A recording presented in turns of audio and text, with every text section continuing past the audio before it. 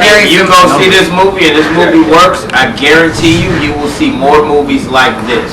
Period. The guys that wrote it, what I really think people need to understand, like, you know, when you're not a part of Hollywood or in the entertainment realm, it's so easy to develop opinions about those movies that were made that you call quote unquote coonery or brown movies, whatever the term would be. But you have to understand, those movies are that because no one supports the ones that are the good versions of that. So they're forced to make low budget versions of that. Now, if you support high quality films where people are actually putting revenue behind it and trying to say, hey, look, we can do smart African American films that can be universal, then there's no conversation about brown movies or coonery, anything. Why? Because our people are supporting movies that have black people in them. We don't support it, which is why we don't have enough of it. I gotta jump in. I'm sorry, I gotta jump in. You know, I think that what a lot of people don't understand is in order to get a movie financed, you have to get venture capitalists. And in order to get venture capitalists, you have to come up with a premise that they appreciate. Now the game has changed a lot, and there are a lot more venture capitalists who are independent, who are also minorities.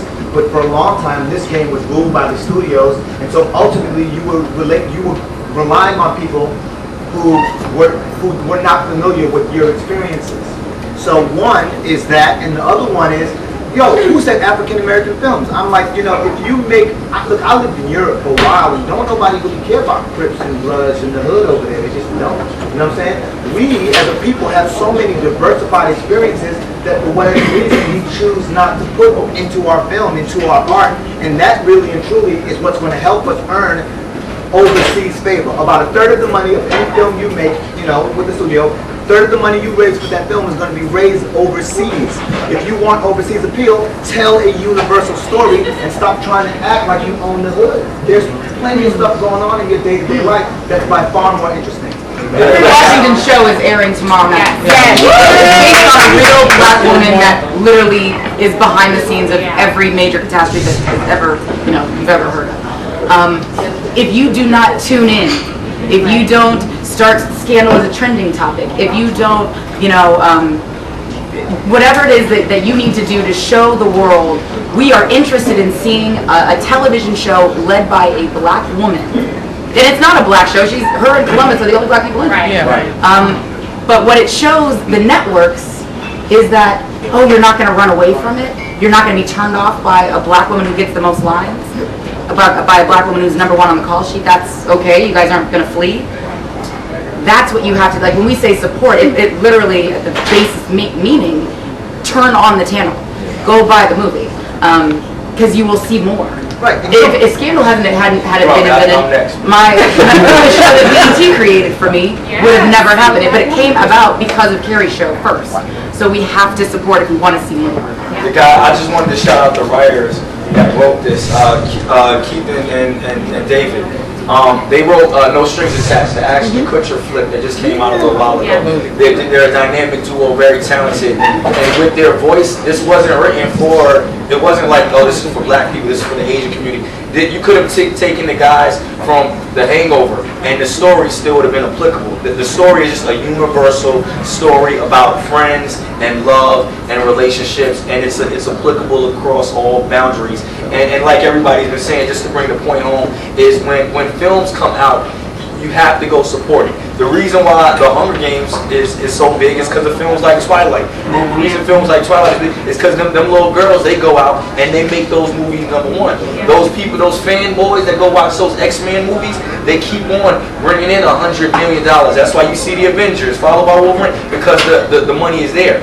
If we look back at the history of any, I hate using romantic comedies, but in any of our black love stories, from Love Jones to Love and Basketball, if you look back to us, they're classics. But if you go to Box Office Mojo, some of the films that we love only goes 18 million, 25 million, 36 million at the most. And so we have to go out there and support. If we want to have more films, smart, entertaining, edgy, charming, great storylines. Everybody here had a job, career. Taraji was not here, a COO of a company. She was a nurse, very successful. everybody, if we want to see more stories like that, we must make this #1 in the box office. Which really brings us to you, honestly, because obviously, you know, Tim and I were very proud of this. We're honored to work with this cast. Everything that they're saying is true. Here's the reality. If people don't go see this film, it will die on the vine. Yeah. This type of film, the way it came about, the way it was structured based on a book written by white writers, there's nothing like specific to any ethnicity or culture or anything in the film. If you look at it, take a step back and just listen to the voices, the majority of the cast is African American, they could be anything, really. If it doesn't work though, Hollywood will say, nobody wants to see this type of film. So guess what? We're going to go with the path of least resistance. We're going to go and we're going to appeal to the lowest common denominator because we know that they'll show up when we put certain elements in the film. So that was something that Tim and I talked about, and we knew that it was a risk because a film like this is a little bit different on a lot of different levels than some of the films that have been successful. So that's where we do need you. We need you because you guys reach out and you touch people and you influence people, and we want you to hear directly from us what it was that we're trying to do. So thank you in advance for your support. Yeah, no, true. And can I just add one thing I just want to say about that? When I did 40-Year-Old Virgin, I did not know it was going to be a hit, and I'm hurt because I didn't even invite my acting coach, who had given me free classes when I first started acting, because I didn't know. And I watched that movie come out, and it was such a hit that everyone wanted to copy and recreate that template. And what that meant was people now wanted to tell comedies with heartfelt stories as the engine. This is one of those scenarios where this time I really have a feeling about this particular film.